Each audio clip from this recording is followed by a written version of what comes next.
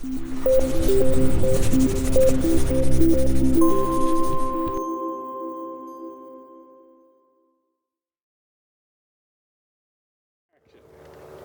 I'm Chris Okersey, and I'm with the irrigation information website, smartirrigation.com. Well, springtime is approaching and it's time to get your underground sprinklers started for the first time of the season. We're going to walk you through that today in this video. First step before we turn on the system is we make sure all the outside taps that have been left open are closed. The next step is to turn on your water supply to your system. We're going to turn off any drain taps or valves inside first, or past the shutoff. And we're going to slowly turn on the water to the system so we don't get any pressure surge to the valves. So slowly turn it on. I have a water meter right here that I can monitor the fill. The larger the system, the slower you should turn on the main valve. So the larger the supply line. A very large system, this could take a few minutes to fill if you're doing it right. This system's relatively small, so it shouldn't take too long. So I've got it fully open now, and I see on the water meter here that the dial is still spinning quite quickly. So that means there's a valve that is not closing outside. So we have to go check that and make sure that valve is we got to turn that valve off before we can continue. Looks like we found why the water meter was spinning. There's a zone on, so let's go check the valves and see what's up. So we've tracked down the valve box that has the valve with the zone that's currently on right now. So let's go in it and see what's happened. Looks like we have a leaking bleeder knob. I guess this was left loose, or got loose. So we're just going to tighten it and see if that turns off the valve.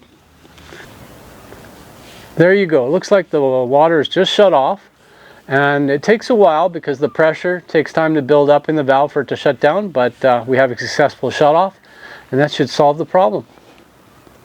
Second attempt, now that we found a bleeder knob was left open and we turned off that valve now. Slowly open the supply to fill the system to the valves outside.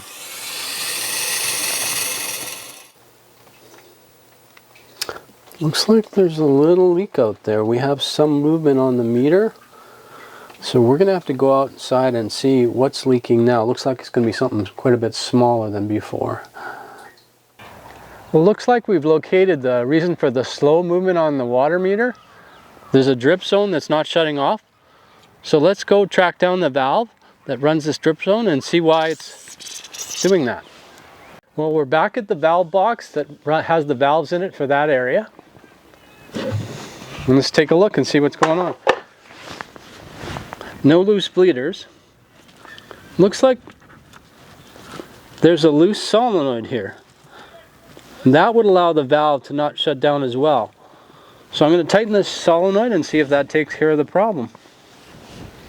Third attempt, now that we tightened the loose solenoid to the drip zone that was causing that valve to stay open, we'll try it one more time. Slowly open the valve.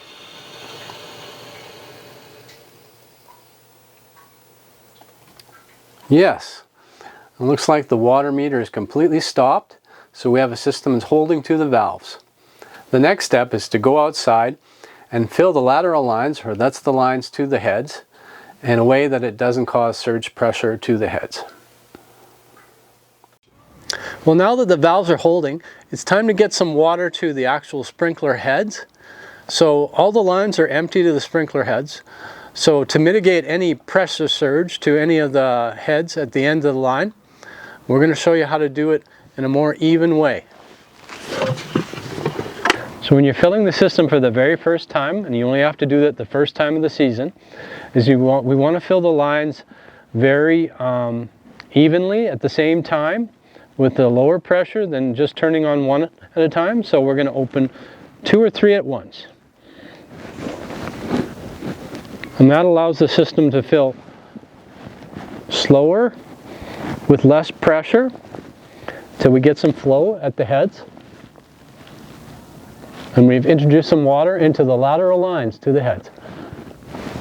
And then you can turn off the bleeder valves. If you don't have bleeder valves, you can do it the same way by loosening the solenoid. And then you tighten it, and that'll allow the system to be run from the controller. Now that we've filled the entire system, we'll want to, if you have an automatic system, you'll want to check to see that the valves are working. So if your controller is outside, you would do a visual check, turn on the zones one at a time and check visually.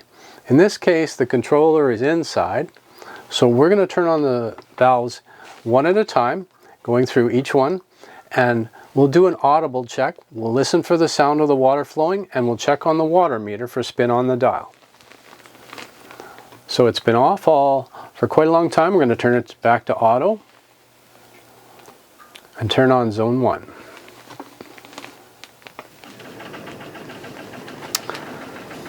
You'll hear that the water's flowing and there's some spin on the dial.